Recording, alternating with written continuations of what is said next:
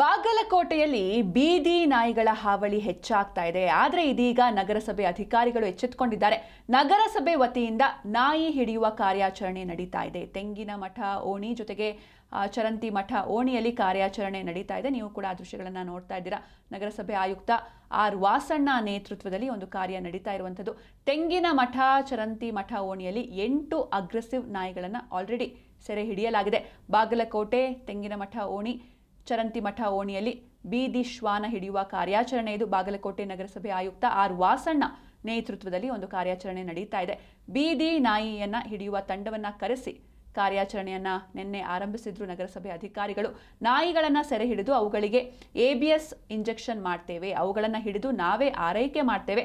ಹೀಗಾಗಿ ಸಾರ್ವಜನಿಕರು ಅಕಸ್ಮಾತ್ ಏನಾದರೂ ಈ ರೀತಿ ಬೇರೆ ಹುಚ್ಚುನಾಯಿಗಳು ಕಂಡಲ್ಲಿ ಅದರ ಫೋಟೋವನ್ನ ತೆಗೆದು ನಮಗೆ ಕಳಿಸಿ, ನಾವು ಅವುಗಳನ್ನ ಹಿಡಿತೇವೆ ಅಂತ ನಗರಸಭೆ ಕಮಿಷನರ್ ಆರ್ ವಾಸಣ್ಣ ರಿಯಾಕ್ಟ್ ಕೂಡ ಮಾಡಿದ್ರು. ನೀವು ಕೂಡ ನೋಡ್ತಾ ಇದ್ದೀರಾ. ಅಂದರೆ ಈ ಬೀದಿ ನಾಯಿಗಳ ಹಾವಳಿ ಚಿಕ್ಕ ಚಿಕ್ಕ ಮಕ್ಕಳ ಮೇಲೂ ಕೂಡ ಇವು ದಾಳಿಯನ್ನು ಮಾಡ್ತಾ ಇದೆ ಏಕಾಏಕಿ. ಹೀಗಾಗಿ ಎಲ್ಲರೂ ಕೂಡ ಬೇಸತ್ತು ಹೋಗಿದ್ರು. ಯಾವಾಗ ಇದಕ್ಕೆ ಪರಿಹಾರ ಸಿಗುತ್ತೆ ಅನ್ನುವಂಥ ನಿಟ್ಟಿನಲ್ಲಿ ನಗರಸಭೆ ಅಧಿಕಾರಿಗಳಿಗೆ ಹಿಡಿ ಶಾಪವನ್ನು ಹಾಕ್ತಾ ಇದ್ರು. ಆದರೆ ಇದೀಗ ಬೀದಿ ನಾಯಿಗಳ ಹಾವಳಿ ಕುರಿತು ನಗರಸಭೆ ಅಧಿಕಾರಿಗಳು ಎಚ್ಚೆತ್ತುಕೊಂಡಿದ್ದಾರೆ. ನಗರಸಭೆ ವತಿಯಿಂದ ನಾಯಿ ಹಿಡಿಯುವ ಕಾರ್ಯಾಚರಣೆ ನಡೆದಿದೆ.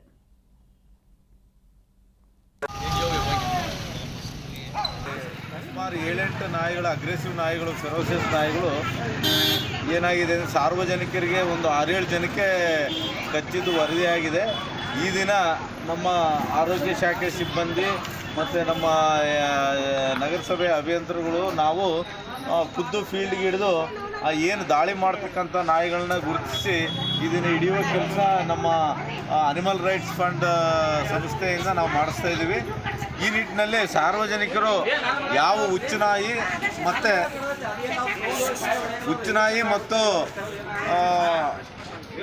ಏನು ದಾಳಿ ಮಾಡ್ತಕ್ಕಂಥ ನಾಯಿಗಳನ್ನು ಕೂಡಲೇ ಗುರುತಿಸಿ ನಮ್ಮ ಕಚೇರಿಗೆ ಮಾಹಿತಿ ಸಲ್ಲಿಸಿದಲ್ಲಿ ನಾವು ತಕ್ಷಣ ಕ್ರಮ ಕೈಗೊಳ್ಳುತ್ತೇವೆ. ಈಗಾಗಲೇ ನಗರದಾದ್ಯಂತ ನಾವು ನಮ್ಮ ನಗರಸಭೆ ವಾಹನದಲ್ಲಿ ಈಗಾಗಲೇ ಪ್ರಚಾರ ಪಡಿಸ್ತಾ ಇದ್ದೀವಿ. ಯಾವುದೇ ದಾಳಿ ಮಾಡ್ತಕ್ಕಂಥ ನಾಯಿ, ಹುಚ್ಚು ನಾಯಿ ನಮ್ಮ ಒಂದು ನಗರದ ಯಾವುದೇ ಮೂಲೆಯಲ್ಲಿ ಕಂಡು ಬಂದಲ್ಲಿ ಹೆಚ್ಚಾಗಿ ಕಂಡು ಬಂದಿರೋದ್ರಿಂದ ಜನರ ಮೇಲೆ ದಾಳಿ ಮಾಡಿರುವ ನಾಯಿಗಳು ಹೆಚ್ಚಾಗಿದ್ದು ಅಂತ ನಾಯಿಗಳು ಕಂಡು ಬಂದಲ್ಲಿ ಕೂಡಲೇ ಈ ಬಗ್ಗೆ ಹೆಚ್ಚಿನ ಮಾಹಿತಿಯನ್ನು ನೀಡ್ತಾರೆ ನಮ್ಮ ಪ್ರತಿನಿಧಿ ಸೋಮಶೇಖರ್, ಇನ್ನು ನಾಯಿ ಹಿಡಿಯುವಂತಹ ಕಾರ್ಯಾಚರಣೆ ಯಾವ ರೀತಿ ನಡೀತಾ ಇದೆ, ಜೊತೆಗೆ ನಾಯಿಗಳನ್ನ ಸೆರೆ ಹಿಡಿದಾದ್ಮೇಲೆ ನೆಕ್ಸ್ಟ್ ಪ್ರೋಸೆಸ್ ಏನು ಅಂತ, ಅಂದ್ರೆ ಅವುಗಳನ್ನ ಹಿಡ್ಕೊಂಡು ಹೋಗಿ ಎಲ್ಲಿಗೆ ಬಿಡ್ತಾರೆ, ಹೇಗೆ? ಸಿಂಚನ, ಈಗಾಗಲೇ ಬಾಗಲಕೋಟೆ ನಗರ ಸೇರಿದಂತೆ ವಿವಿಧ ಪ್ರದೇಶಗಳಲ್ಲಿ ಬೀದಿ ನಾಯಿಗಳ ಹಾವಳಿ ಹೆಚ್ಚಾಗಿದ್ದರಿಂದ ಈಗಾಗಲೇ ಓರ್ವ ಬಾಲಕಿ ಮೃತಪಟ್ಟಿದ್ದು, ಜೊತೆಗೆ ಸುಮಾರು ಒಂದು 60ಕ್ಕೂ ಹೆಚ್ಚು ಜನರ ಮೇಲೆ ದಾಳಿ ನಡೆದಿರುವಂತಹ ಘಟನೆಗಳು ಕೂಡ ಮೇಲಿಂದ ಮೇಲೆ ವರದಿಯಾದ ಹಿನ್ನೆಲೆಯಲ್ಲಿ, ಆ ಘಟನೆಗಳು ಜರುಗಿದ ಹಿನ್ನೆಲೆಯಲ್ಲಿ ಈಗ ಎಚ್ಚೆತ್ತುಕೊಂಡಿರುವಂತಹ ನಗರಸಭೆ ಪೌರಾಯುಕ್ತ ವಾಸಣ್ಣ ಆರ್ ಅವರ ನೇತೃತ್ವದಲ್ಲಿ ಕಾರ್ಯಾಚರಣೆಯನ್ನ ಆರಂಭಿಸಿರುವಂತದ್ದು. ಅದರಲ್ಲೂ ಕೂಡ ನಗರದ ವಿವಿಧ ಪ್ರದೇಶಗಳಲ್ಲಿ ಹೆಚ್ಚಾಗಿರುವಂತಹ ಬೀದಿ ನಾಯಿಗಳನ್ನ ಹಿಡಿದುಕೊಂಡು ದೂರದ ಪ್ರದೇಶಗಳಿಗೆ ಬಿಟ್ಟು ಬರುವಂತಹ ಒಂದು ಕಾರ್ಯಾಚರಣೆಯನ್ನ ಮಾಡ್ತಾ ಇರುವಂತದ್ದು. ಜೊತೆಗೆ ಈಗಾಗಲೇ ಬಾಗಲಕೋಟೆ ನಗರದ ತೆಂಗಿನಮಠದ ಹತ್ತಿರ ಕಳೆದ 4 ದಿನಗಳ ಹಿಂದೆ ಸುಮಾರು 15ಕ್ಕೂ ಅಧಿಕ ಜನರ ಮೇಲೆ ಬೀದಿ ನಾಯಿಗಳು ದಾಳಿ ನಡೆಸಿದ ಹಿನ್ನೆಲೆಯಲ್ಲಿ ಸಾರ್ವಜನಿಕರು ಸಾಕಷ್ಟು ಆಕ್ರೋಶವನ್ನ ಹೊರಹಾಕಿದ್ರು. ಈ ಹಿನ್ನೆಲೆಯಲ್ಲಿ ಎಚ್ಚೆತ್ತುಕೊಂಡಿರುವ ನಗರಸಭೆ ಈಗಾಗಲೇ ತುಂಬಾ ಕ್ರೂರವಾಗಿ ವರ್ತನೆ ಮಾಡ್ತಿರುವಂತಹ ಸುಮಾರು 10ಕ್ಕೂ ಅಧಿಕ ಬೀದಿ ನಾಯಿಗಳನ್ನ ಸೆರೆ ಹಿಡಿದುಕೊಂಡು ದೂರದ ಪ್ರದೇಶಗಳಿಗೆ ಬಿಟ್ಟು ಬರುವ ಒಂದು ಕಾರ್ಯಾಚರಣೆಯನ್ನ ಮಾಡ್ತಾ ಇರುವುದು. ಹೀಗಾಗಿ ಸಾರ್ವಜನಿಕರು ಕೊಂಚ ನೆಮ್ಮದಿಯಿಂದ ನಿಟ್ಟುಸಿಡುವಂತಹ ಒಂದು ಸ್ಥಿತಿ ನಿರ್ಮಾಣವಾಗಿದೆ. ಯಾಕಂದ್ರೆ ಮನೆ ಬಾಗಿಲಿನ ಮುಂದೆ ಮಕ್ಕಳು ಆಟ ಆಡೋದಕ್ಕೂ ಕೂಡ ಭಯ ಬೀಳಬೇಕಾಗಿತ್ತು. ಗುಂಪಾಗಿ ಕೂಡ ಹೋಗುವಂತಹ ಸಂದರ್ಭದಲ್ಲಿ ದಾಳಿ ಮಾಡಿದ ಘಟನೆಗಳು ನಡೆದಿರುವುದರಿಂದ ಸಾರ್ವಜನಿಕರು ಸಹಜವಾಗಿ ಆತಂಕಕ್ಕೆ ಒಳಗಾಗಿದ್ರು. ಈಗ ನಗರಸಭೆ ಕಾರ್ಯಾಚರಣೆ ಆರಂಭಿಸಿರೋದ್ರಿಂದ ತಾತ್ಕಾಲಿಕವಾಗಿ ಕೊಂಚ ನಿಟ್ಟುಸಿರುವಂತಹ ಸ್ಥಿತಿ ನಿರ್ಮಾಣವಾಗ್ತಾ ಇದೆ. Sinchana, okay, thank you Somashekhar ನಿಮ್ಮೆಲ್ಲ ಡೀಟೇಲ್ಸ್ಗಾಗಿ.